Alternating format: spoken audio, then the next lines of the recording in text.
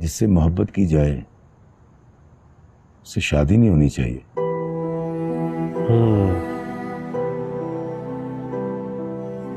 शायद इसलिए इंसान आज तक ये नहीं तय कर पाया कि मोहब्बत का हासिल होना ज्यादा बड़ा हादसा है या मोहब्बत खो देना ज्यादा बड़ा सानिया। वाह वाह वाह सर, वाह सर। आज बिना किसी खुशामद के मैं एक बात कहूंगा।